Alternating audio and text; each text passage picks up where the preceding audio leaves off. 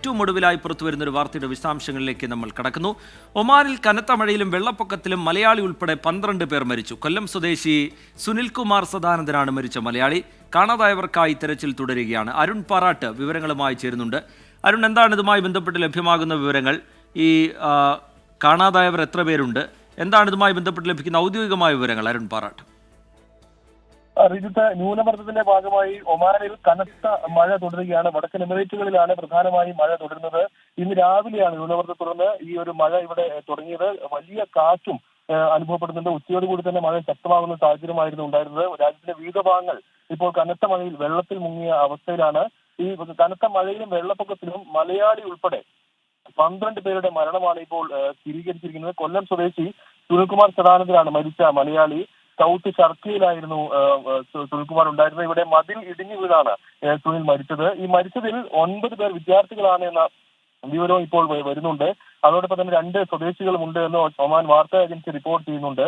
സമതൽ ഷാനിലാണ് ഈ ഒഴുക്കിൽപ്പെട്ട് കാണാതായ 8 പേരിൽ 3 വിദ്യാർത്ഥികളുടെ മൃതദേഹം കണ്ടെത്തിയത്. ഇതിൽ ഒരു കുട്ടി ഉൾപ്പെടെയുള്ള ആളുകൾക്കായി തിരച്ചിൽ ഇപ്പോൾ തുടരുകയാണെന്ന് സിവിൽ ഡിഫൻസ് ആൻഡ് ആംബുലൻസ് വിഭാഗം അറിയിച്ചിട്ടുണ്ട്.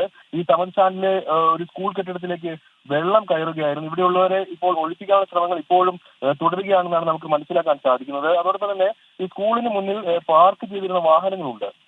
ഈ വാഹനങ്ങൾ ഒലിച്ചു പോയതായും റോയൽ ഒമാൻ പോലീസ് അറിയിച്ചിട്ടുണ്ട്. എന്തായാലും പലയിടങ്ങളിലും വാദികൾ നിറഞ്ഞൊഴുകുന്ന ഒരു സാഹചര്യമാണ്.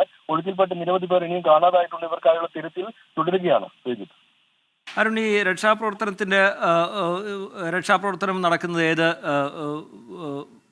നിലയിലാണ്? കാലാവസ്ഥാ മുന്നറിയിപ്പ് എങ്ങനെയാണ്? ഇനിയും മഴ തുടരും എന്നുള്ള മുന്നറിയിപ്പുണ്ടോ അരുൺ?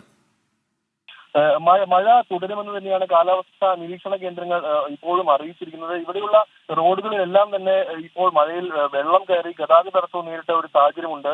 ഈ റോയൽ ഒമാൻ പോലീസിന്റെയും സിവിൽ ഡിഫൻസ് ആംബുലൻസ് അതോറിറ്റി നേതൃത്വത്തിലാണ് ഇപ്പോൾ രക്ഷാപ്രവർത്തനങ്ങളെല്ലാം തന്നെ ഇവിടെ പുരോഗമിച്ചുകൊണ്ടിരിക്കുന്നത്. ഈ സ്ഥിതിഗതികൾ കൃത്യമായി തന്നെ നിരീക്ഷിച്ചു വരികയാണെന്നാണ് അധികൃതർ ഇപ്പോൾ വ്യക്തമാക്കിയിരിക്കുന്നത്. ഈ അസ്ഥിര കാലാവസ്ഥ തുടരുകയാണ്. ഇതേ തുടർന്ന് മസ്കറ്റിലെ നോർത്ത് അൽ ഷർക്കിയ, അതോടൊപ്പം തന്നെ സൗത്ത് അൽ ഷർക്കിയ, അൽ ദഖിലിയ എന്നിവിടങ്ങളിലുള്ള സ്കൂളുകൾക്ക്, പൊതു സ്വകാര്യ സ്കൂളുകൾക്ക് അടക്കം നാളെ അവധിയായിരിക്കുമെന്ന് ഉൾപ്പെടെ വിദ്യാഭ്യാസ മന്ത്രാലയം അറിയിക്കുന്ന ഒരു സാഹചര്യമുണ്ട്. എന്തായാലും അസ്ഥിര കാലാവസ്ഥ തുടരുകയാണ്.